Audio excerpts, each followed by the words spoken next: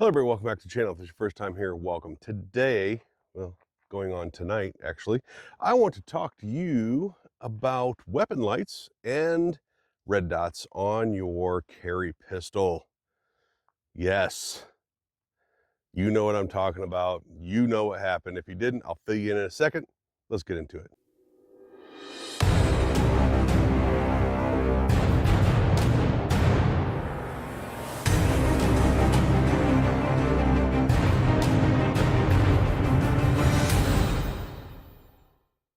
So Ken Hackathorn, an absolute legend in the gun industry, arguably could be called one of the forefathers, one of the grandfathers, one of the founders of modern shooting techniques, of the way we understand firearms training today. And obviously, we've advanced beyond some of his teachings. Now, before we go any further, if you like this sort of content, please hit that like, share, subscribe button, hit the notification bell so you get more videos from me. Also, I'm going to put this QR code right here. Go ahead and pause the video, take a picture of that, and visit that link at your earliest convenience. That way you can get subscribed to my newsletter, which gives you my videos emailed directly to you. That way you see them because YouTube doesn't put them in anybody's feed. Also, deals and sales that I run across. So check that out. I appreciate it. It certainly helps support the channel. Leave a comment down below and let's get on with it. So this is my carry pistol, Glock 19, Gen 3, Holosun 407, and a Surefire X300 Turbo. Been carrying this. I just recently put the turbo on, but it had TLR1 HL on there for a very, very long time, and a bunch of the rest of my pistols do as well. But this is my carry gun every day. Ken Hackathorn thinks this is fucking silly. He calls these gadgets and gizmos. He doesn't know why you would ever carry a weapon light or why you would ever have a red dot on your pistol. Let's go over those reasons. I don't want to dwell on him too much because honestly, as much of a legend as he is, he should probably at this point go from the shoot house to the retirement home. Maybe you ought to just take some early retirement right now and get some rent-a-cop night security job. Tell Mom's story. Based off of what he said. But I want to, instead of just making a 5 or 10 minute video ripping on him, I want to make a 5 or 10 minute video educating you on why red dots and why weapon lights. Let's start with weapon lights, because I believe that weapon lights are more important than red dots. Red dots have their place. Red dots are a force multiplier that cannot be replaced. However, if you can't see your target, then what good is your red dot? Hackathorn says, when was the last time you ever needed a weapon mounted light? I don't know. When was the last time you ever needed your weapon? Something like 99.999% of all people will never use their daily carry in a self-defense scenario. It's probably close to that same number that will never use the fire extinguisher in their home, but we have those as well. What are the benefits of a weapon-mounted light? Benefits of a weapon-mounted light are pretty simple. Number one, you can see. I can see! I can see!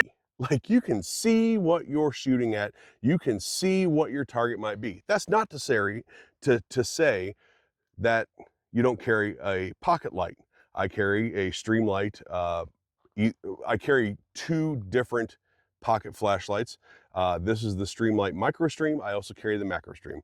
It's plenty fine for seeing reasonably up close stuff, and I can use this to look for things at night when I don't need to have this out. And while I understand there are some pretty good techniques for using a handheld light and shooting with your pistol that doesn't have a light on it, having 2 hands in full control of the pistol is always better than having 1. Second,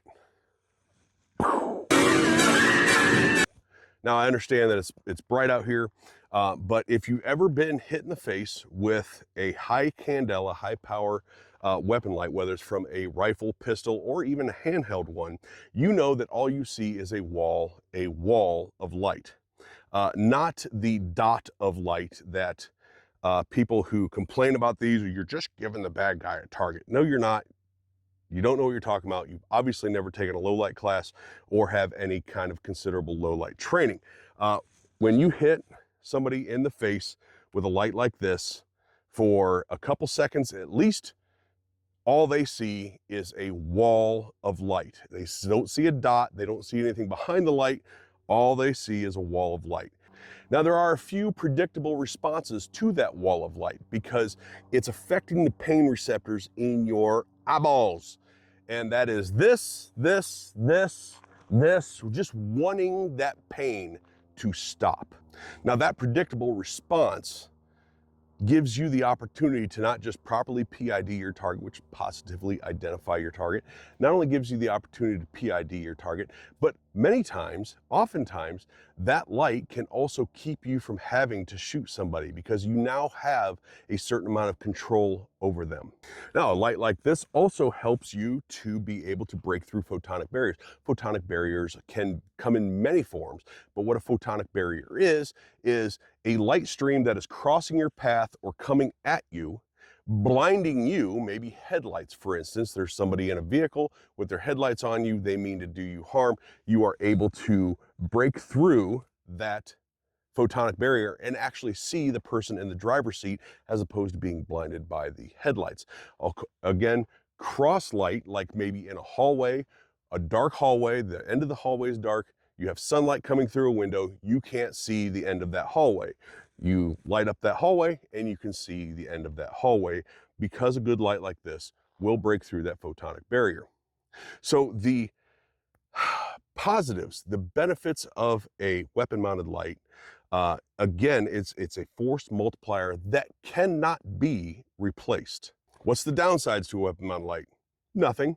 I mean, the price, yeah, you buy a $150 to $300 or $400 light, yes, there's a price to be had there. But outside of that, you don't have to use it. It at worst, it adds ballast to your gun, making some of your follow-up shots a little bit better because it adds some weight down here. But there is no downside outside of price. You don't have to use it, but if you need to use it and don't have one, what are you going to do? This brings us to red dots. Red dots on pistols is something that it's still being accepted by much of the gun community.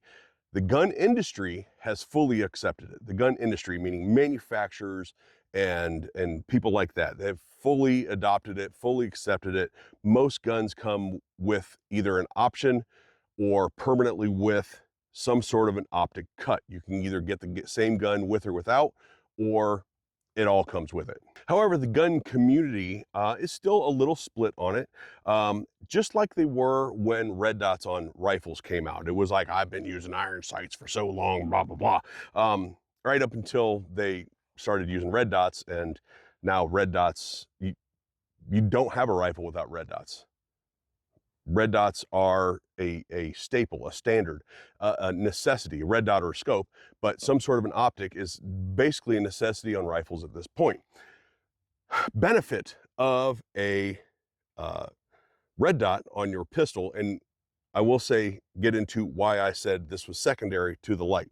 Benefit of red dot on a pistol is the way our eyes work, the way the human eye works is we are not good at focusing and concentrating on three focal planes, meaning a focal plane with your rear sight, a focal plane with your front sight, and the target itself, whatever that target may be.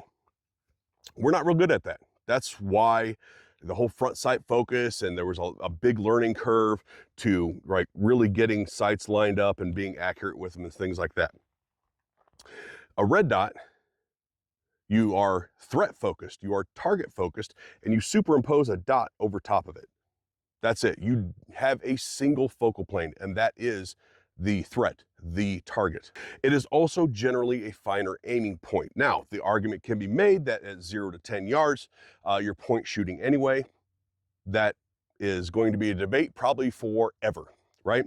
However, getting that sight on target is, in my opinion and many others' opinion, a little bit faster with a dot than with your rear, front sight, and then, of course, the threat.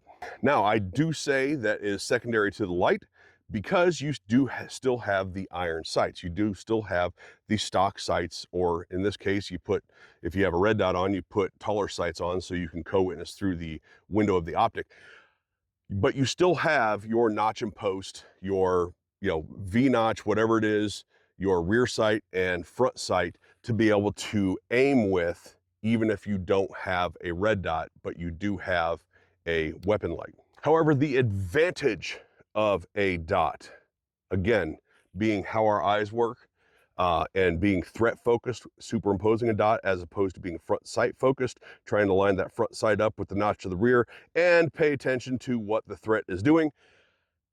It's, again, a force multiplier that, given its ability and given its ease of use, can't be replaced. I'm not saying you can't still aim your gun without it, but the aiming, the physiological nature of our eyes, the aiming becomes significantly easier. This is not my opinion. This is scientific fact.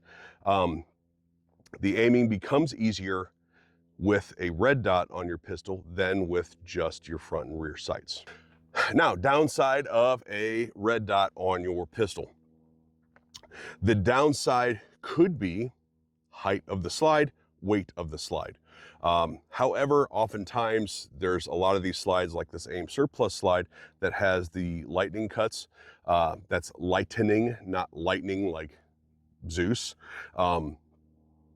That offset the weight of the dot and actually make your slide a little lighter. That way it doesn't recoil as much and your follow-up shots can be faster.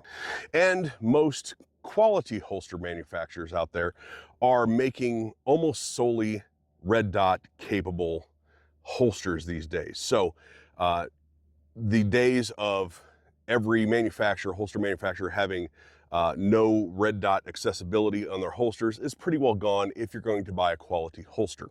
And outside of that, price again. So you can get a lot of money in dots and lights, but that's the only downside, period, really. All right, so this is gonna be maybe more like a 12 or 13 minute video, but there is the quick and dirty of why Ken Hackathorn is fucking wrong. And a little bit of education on weapon lights and red dots on your carry pistol, on any pistol for that matter, or any rifle for that matter. Thanks for watching, everybody. Don't forget to hit like, share, subscribe, hit that notification bell. I gotta make this quick before the sun goes down. Thank you. Leave a comment down below. Remember, hit this QR code. That way you can become a subscriber to my emailer and you get my videos emailed directly to you. That way YouTube stops screwing you and you get deals and sales emailed to you as well. Thank you. Talk to you later.